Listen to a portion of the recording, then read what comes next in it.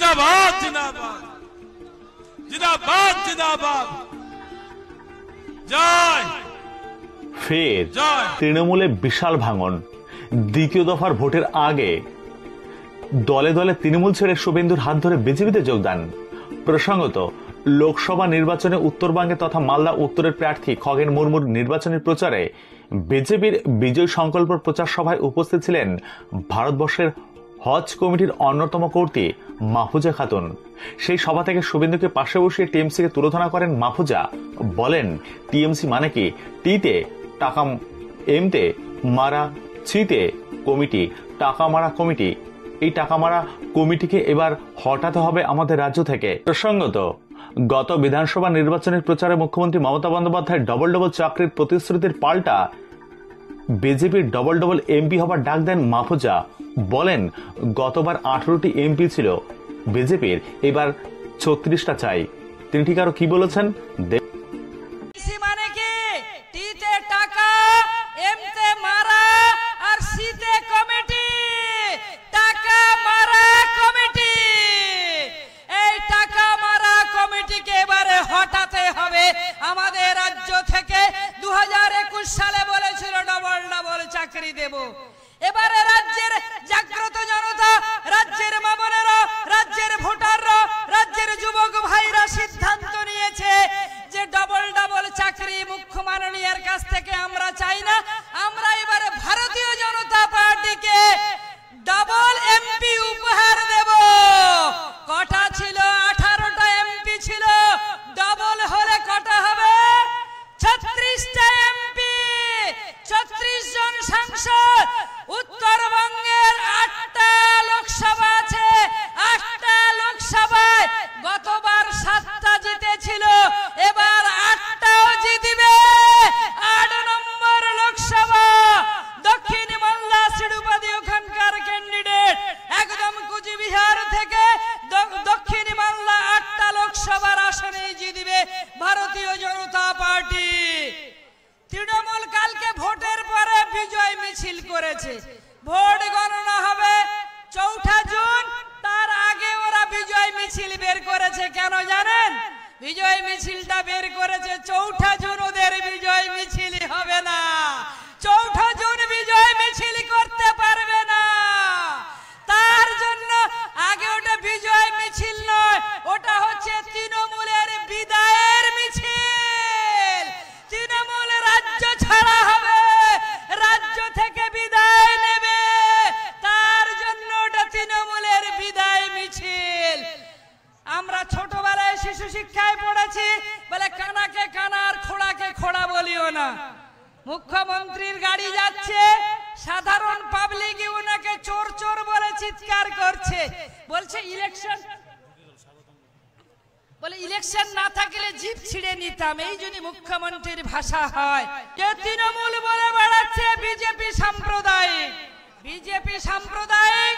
আর আপনি কি দিদিমণি, আপনি যখন বিজেপির সঙ্গে ঘর সংসার করেছিলেন তখন বিজেপি সাম্প্রদায়িক ছিল না?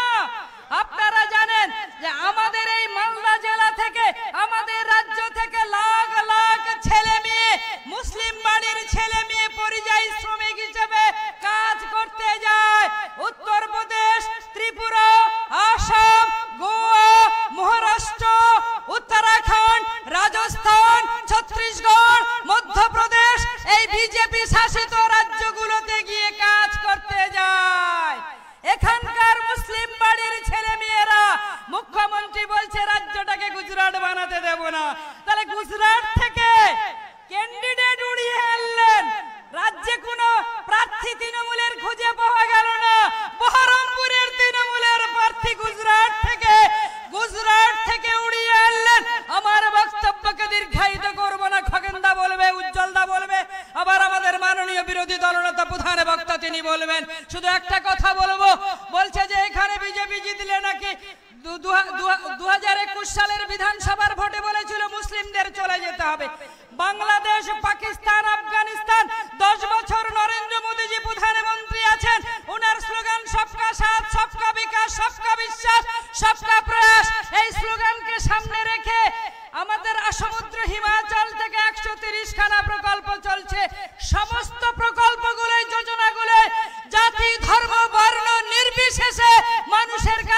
পৌঁছে দেওয়া হচ্ছে, এই রাজ্য সরকার সেই প্রকল্পগুলো যোজনাগুলো পৌঁছে দিচ্ছে না মানুষের কাছে, আর কিছু পৌঁছে দিল নাম পরিবর্তন করছে। 10 বছরে একজন মুসলিম মানুষকে, সংখ্যালঘুকে বাংলাদেশ, আফগানিস্তান, পাকিস্তানে যেতে হয়নি। আমরা ভারতীয় মুসলিম, আমাদের জন্ম এই ভারত ভূমিতে, আমরা ভারত ভূমিতেই বড় হয়েছি, এখানেই আমরা মানুষ হয়েছি, এখানেই বসবাস করব, প্রকৃতির নিয়ম অনুযায়ী একদিন চলে যাব পৃথিবী থেকে। এই ভারত ভূমিতেই আমাদের কবরস্থান হবে, আমরা ভারত ভূমিতেই কবরস্থান হবে, আমাদের বাংলাদেশ, পাকিস্তান, আফগানিস্তানে যেতে হবে না। আমাদের দেশের মাননীয় প্রধানমন্ত্রী নরেন্দ্র মোদীজি, তিনি শুধু আমাদের দেশের প্রধানমন্ত্রী নন, তিনি ইতিমধ্যেই বিশ্বের 1 নম্বর নেতা। আমাদের ইসলামিক বিশ্বের 6খানা ইসলামিক কান্ট্রি আমাদের দেশের প্রধানমন্ত্রীকে তাদের দেশের সর্বোচ্চ অ্যাওয়ার্ড দিয়েছেন। আমাকে নরেন্দ্র মোদীজি পাঠিয়েছিলেন, আমি মক্কায় গেছিলাম, আমি মদিনায় গেছিলাম, যেখানে হযরত মুহাম্মদ জন্মেছিলেন এবং যেখানে তার মৃত্যু হয়েছিল। বলে ছোটবেলায় আমি স্বপ্ন দেখতাম নবী আছেন, কানে শুনি, চোখে দেখলাম না, মন করে এই উড়িয়ে যেতাম সোনার মদিনা। সেই সোনার মদিনায় যাবার মোদীজি আমাদের ব্যবস্থা করে দিয়েছিলেন, আমরা গেছিলাম। সেই সৌদি আরবের যুবরাজ মোহাম্মদ বিন সালমান আমাদের দেশের প্রধানমন্ত্রীকে তাদের দেশের সর্বোচ্চ অ্যাওয়ার্ড দিয়েছেন। আফগানিস্তান দিয়েছিল 2016 সালে, ইন্দোনেশিয়া দিয়েছিল, বাহরাইন দিয়েছিল, মালয়েশিয়া দিয়েছিল, মালদ্বীপ দিয়েছিল। 6খানা বিশ্বের ইসলামিক তাবড় কান্ট্রি আমাদের দেশের প্রধানমন্ত্রীকে তাদের দেশের সর্বোচ্চ অ্যাওয়ার্ড দিয়েছিল। তাই তো বলতে চাই যে আমরা ভারতবাসী হিসেবে গর্বিত। একটা কথা না বললে নয়, মুখ্যমন্ত্রীর মুখ্যমন্ত্রীর কপালটা ফেটে গেছিল না, দেখেন না? মুখ্যমন্ত্রীর কপাল ফেটে রক্ত বেরোলো, নিজের রক্ত নিজেই খাচ্ছে, এখন নিজের রক্ত নিজেই খেলো।